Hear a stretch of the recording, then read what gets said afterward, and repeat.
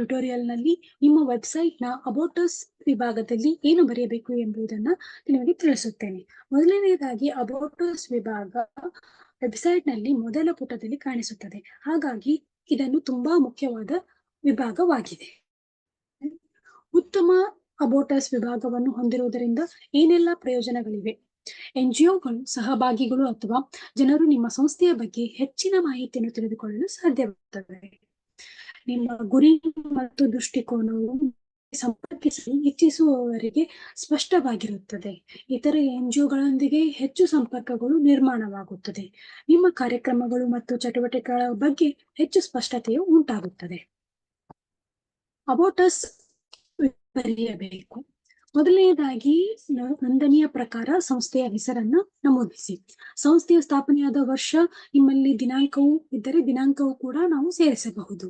NGO ಕಾರ್ಯನಿರ್ವಹಿಸುತ್ತಿರುವಂತಹ ಭೌಗೋಳಿಕ ಪ್ರದೇಶಗಳಾದ ಉದಾಹರಣೆಗೆ ಗ್ರಾಮ, ತಾಲೂಕು, ಜಿಲ್ಲೆ ಮತ್ತು ರಾಜ್ಯವನ್ನ ನಮೂದಿಸಿ. ಕಾರ್ಯಕ್ಷೇತ್ರ ಕೆಲವು ಎನ್‌ಜಿಒಗಳು ಮಹಿಳಾ ಸಬಲೀಕರಣ, ಗ್ರಾಮೀಣ ಅಭಿವೃದ್ಧಿ, ಅನಾಥಾಶ್ರಮ, ವೃದ್ಧಾಶ್ರಮ, ಸಮಗ್ರ ಅಭಿವೃದ್ಧಿ ಮುಂತಾದ ಕ್ಷೇತ್ರಗಳಲ್ಲಿ ಕೆಲಸವನ್ನ ಮಾಡುತ್ತಿರುತ್ತಾರೆ. ಹೀಗೆ ನಿಮ್ಮ ಸಂಸ್ಥೆ ಯಾವ ಕಾರ್ಯಕ್ಷೇತ್ರದಲ್ಲಿ ಕೈಗೊಂಡಿದೆ ಎಂಬುದನ್ನು ಸೇರಿಸಿ. ಸಂಸ್ಥೆಯ ಮುಖ್ಯ ಉದ್ದೇಶ, ನಿಮ್ಮ ಸಂಸ್ಥೆಯು ಏನನ್ನು ಸಾಧಿಸಲು ಇಚ್ಛಿಸಿದೆ ಎಂಬುದನ್ನ ಸೂಕ್ತ ವಾಕ್ಯಗಳಲ್ಲಿ ಸೇರಿಸಬೇಕು. ಉದಾಹರಣೆಗೆ, ಸಮಗ್ರ ಅಭಿವೃದ್ಧಿ ಸಮಾಜವನ್ನ ನಿರ್ಮಿಸಲು ಪ್ರಯತ್ನಿಸುತ್ತಿದೆ.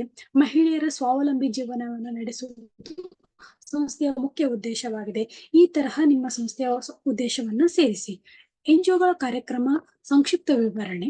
ನಿಮ್ಮ ಸಂಸ್ಥೆಯ ಕಾರ್ಯಕ್ರಮಗಳಾದಂತಹ ಉದಾಹರಣೆಗೆ ಸ್ಕಿಲ್ ಡೆವಲಪ್ಮೆಂಟ್ ಅಂದರೆ ಕೌಶಲ್ಯ ಅಭಿವೃದ್ಧಿ, ಜಾಗೃತಿ ಅಭಿಯಾನ, ಇದೆಲ್ಲ ಮೂಲಭೂತ ಕಾರ್ಯಕ್ರಮಗಳನ್ನ 2 ವಾಕ್ಯಗಳಲ್ಲಿ ಸೇರಿಸಬಹುದು.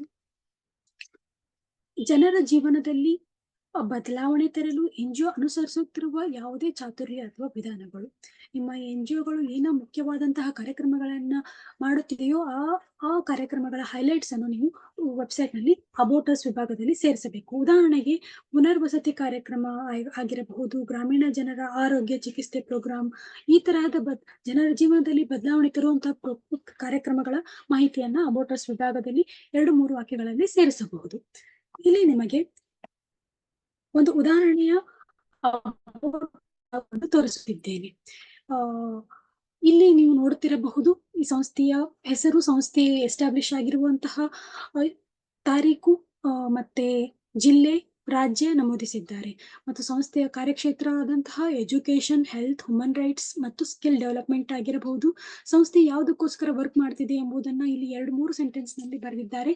ಸಂಸ್ಥೆಯ ಮೇನ್ ಉದ್ದೇಶ ಆಗಿರಬಹುದು, ಗುರಿ ಆಗಿರಬಹುದು, ಇಲ್ಲಿ ಕ್ಲಿಯರ್ ಆಗಿ ನಮೂದಿಸಿದ್ದಾರೆ.